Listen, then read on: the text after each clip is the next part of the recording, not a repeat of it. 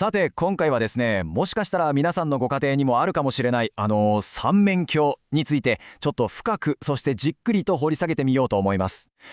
鏡が作り出すなんとも不思議な反射の迷宮、その奥に何が存在しているのか一緒に探っていきましょまず最初にこんな問いかけから始めさせてください。あなたが三面鏡を覗き込むとき、そこに映っているのは本当に間違いなくあなただけなんでしょうか？三面鏡が持つ独特のちょっと不穏な力を理解するためにはですね、まずあれを単なる家具として見るのをやめないといけません。あれは私たちの自分は自分であるという感覚をある意味で粉々にしてしまう特殊な光学装置なんです。普通の鏡ってそこにいる自分をこれが私だって肯定してくれますよね。でも三面鏡は違う。いろんな角度から断片的な複数の自分を何というか容赦なく見せてくるわけです。これって普段の生活の中にいきなり現れた異世界への入り口みたいなものだと思いませんか？鏡っていうものが人の心にどれほど深く、そして恐ろしい影響を与えるのか、その極限を探るためにちょっと文学の世界に寄り道してみましょう。取り上げるのはもちろん江戸川乱歩の戦慄すべき物語、鏡地獄です。この物語の主人公 K という人物はレンズに対して異常なまでに執着しているんですね。これは専門的に言うなら視覚的サディズムとでも呼ぶべきものでしょうか。つまりレンズや鏡といった光学機器を通して他者が苦しむ姿を観察することに統括的な快楽を見出してしまう心理状態です。これ単なる好奇心じゃないんですよ。例えばノミをわざと傷つけて、その苦悶の様子をレンズ越しにじっくりと観察する。ガラスという一枚のフィルターを通してその痛みを完全に支配して味わい尽くしていたわけです。そして彼の執着はついに恐るべき装置の創造で頂点に達します。それが内側が全て鏡になった巨大な球体。彼はその中へ自ら入り、外の世界から自分を完全にシャットアウトしてしまいました。球体の内側は凹面鏡の世界です。だから彼の姿はただ映るだけじゃない。あらゆる方向にぐにゃりとねじ曲げられ、引き伸ばされ、美しく歪められていくんです。想像してみてください。周りを見渡す限り無限に増殖し、歪んだ自分、自分、自分。もうどこに本当の自分がいるのか、その確固たる拠り所を彼は完全に失ってしまった。その果てに彼が見出したもの。それは自己発見なんて生やしいものじゃありませんでした。自我の完全なる崩壊です。そして狂気と死という底なしの闇へと落ちていったんですね。さてここからが本題ですよ。乱歩が描いたこの文学的な黒剣の恐怖。これがあなたの家の化粧台にある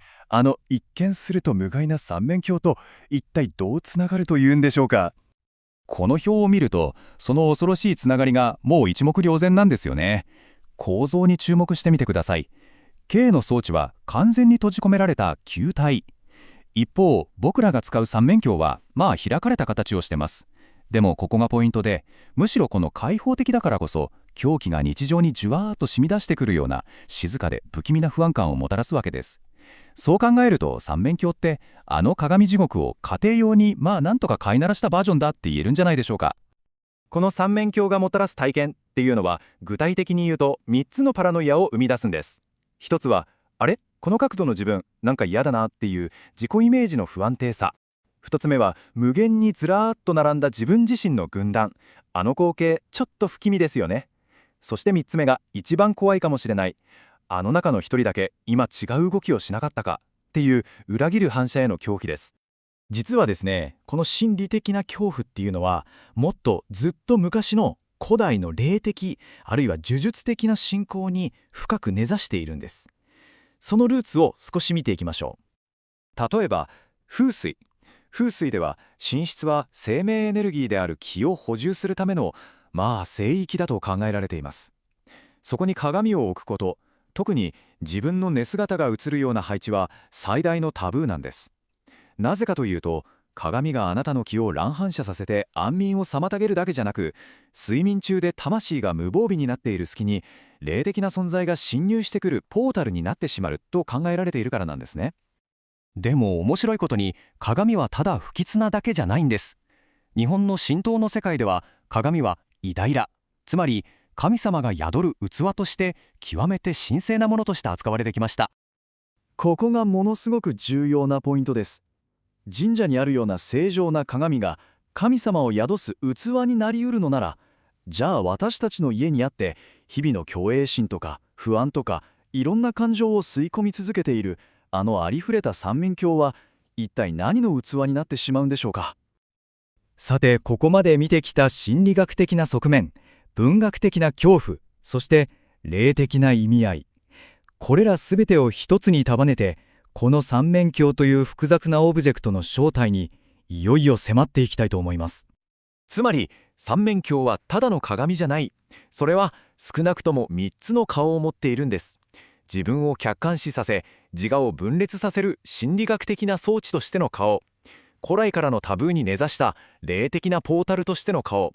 そして私たちのあらゆる感情や思いを吸収して何かが宿るのを待っている器としての顔です。ですから、次にあなたが三面鏡を覗き込むとき、どうか思い出してみてください。あなたはただ自分を見ているだけじゃないのかもしれない。何か別の存在が正面から、右から、左から、あらゆる角度であなたを分析するように、静かに、じっとあなたを見返しているのかもしれません。